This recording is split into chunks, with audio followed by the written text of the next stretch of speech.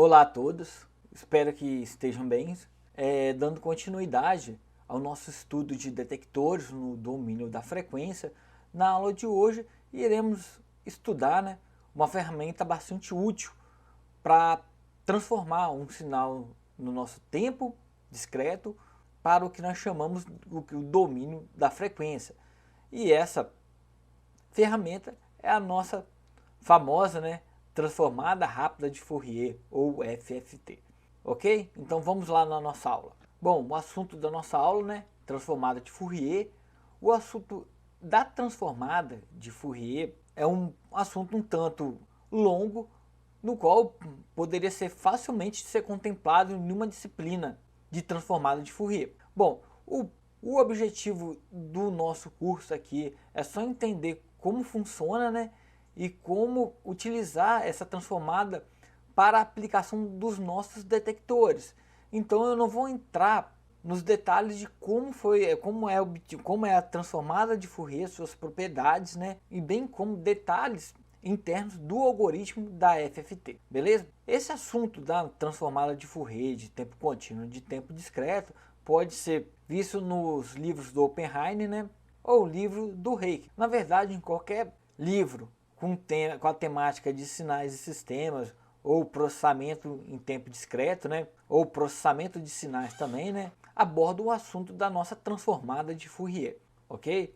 E o que seria a nossa transformada de Fourier? Bom, a grosso modo, se eu fosse simplificar isso, para explicar para alguém nunca que viu a transformada de Fourier, poderia definir que é uma decomposição de um determinado sinal em um somatório de senos e cossenos de frequências diferentes.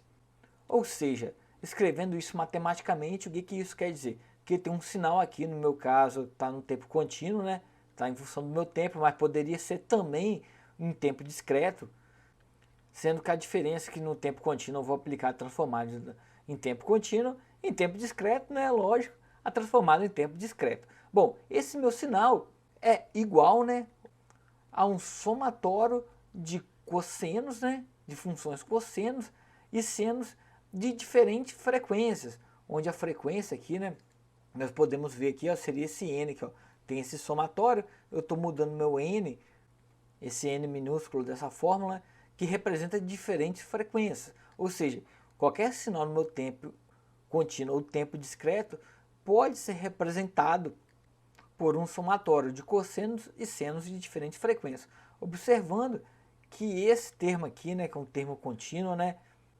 corresponde à frequência igual a zero, que meu cosseno, quando a frequência é igual a zero, sempre vai ser igual a 1, e meu seno igual a zero sempre vai ser igual a zero, ok? E essas funções seno e cossenos, elas são ponderadas por um peso, que é dado por nosso AN e o nosso BN, onde o AN é o peso do cosseno e o BN é o peso do seno, Por isso que aqui, quando eu mencionei frequência igual a zero, só tem um peso a zero, que quer dizer que ele se derivou da função cosseno aí, que sempre vai ser igual a 1.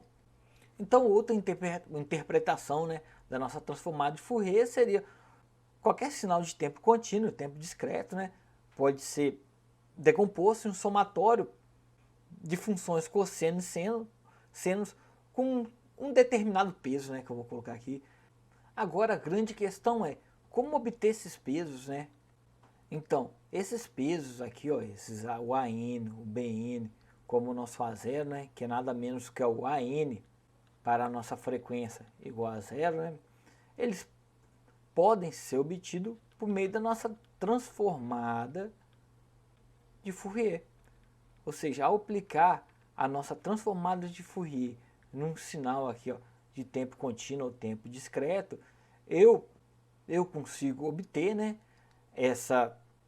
os valores do OAN ou do BN, das nossas componentes espectrais, para as funções cosseno e seno para cada uma das minhas frequências diferentes, Então, uma primeira interpretação que nós podemos ter da transformada de Fourier é, ao aplicar essa transformada de Fourier, no nosso sinal, ela vai devolver os nossos pesos, que eu vou chamar por enquanto, né? Que no caso aqui é o nosso AN, o nosso BN, das funções senoidais de diferentes frequências. Beleza? Já olhando aqui, já dá para observar que ela tem uma certa similaridade com a estimativa da amplitude e fase que nós aprendemos na aula passada, né? Só que na aula passada nós colocamos apenas um sinal senoidal. Agora não. Na nossa transformada aqui, o nosso sinal é decomposto de infinitas funções senoidais. Beleza? Mais adiante vamos ver também que esse restrição aqui, ó, essa condição de infinitos aqui, para alguns tipos de sinais, né? Esse termo aqui não é mais infinito, é um número finito com valor igual a n. Beleza? Então não se preocupe por enquanto com esse infinito aqui também não. Beleza? Então para mostrar, né, como um sinal pode ser decomposto, né, em linha azul, nós temos aqui o nosso sinal, que eu vou chamar ST.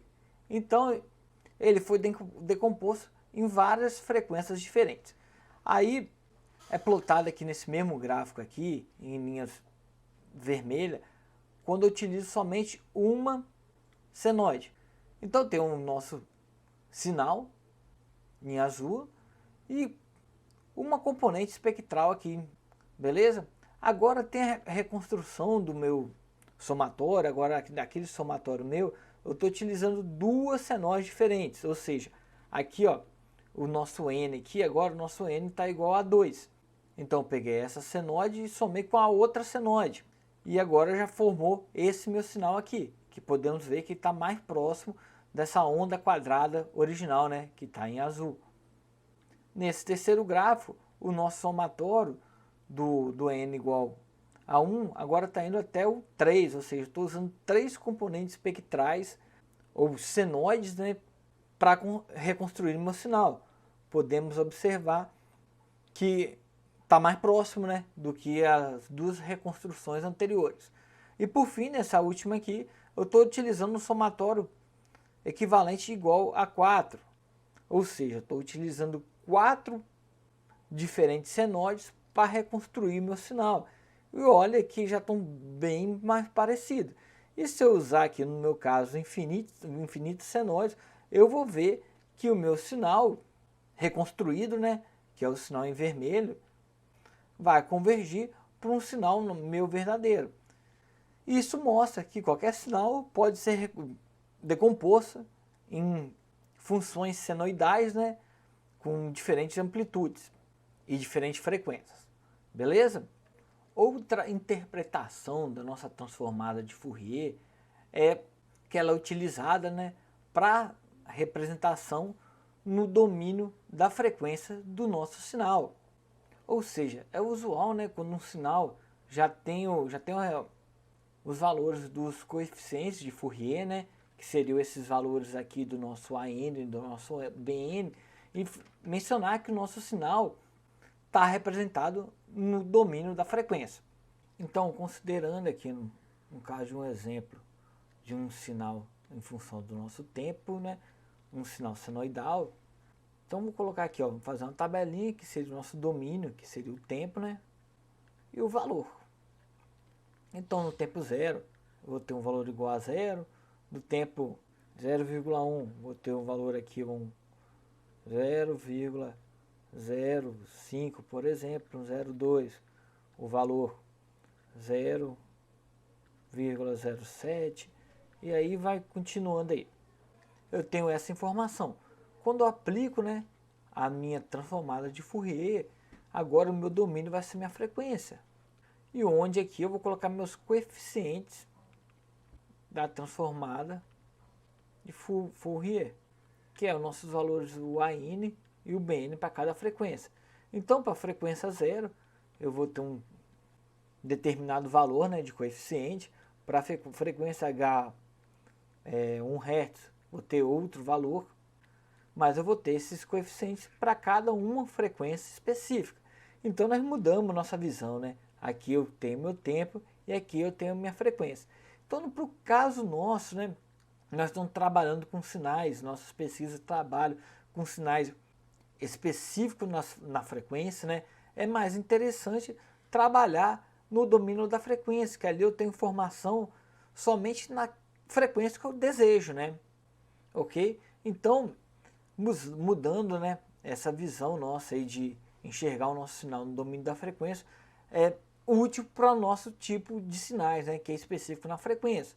Mas, por exemplo, se eu tivesse trabalhado com um tipo de sinal, no qual vamos imaginar esse sinal senoidal, mas eu quero detectar uma falha que acontece, por exemplo, um picozinho, né, que acontece em um instante de tempo, ou seja, aconteceu num instante único de tempo aqui, né.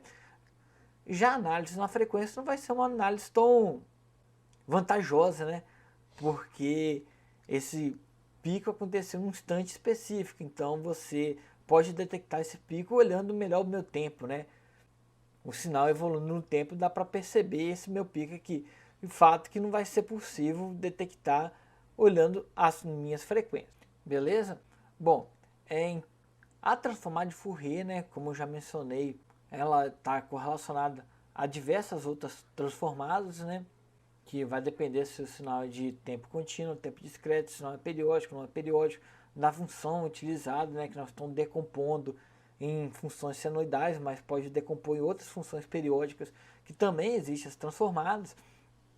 Na verdade, tem uma literatura bem extensa, né, de transformadas que foram obtidas a partir da Fourier também, né, ok?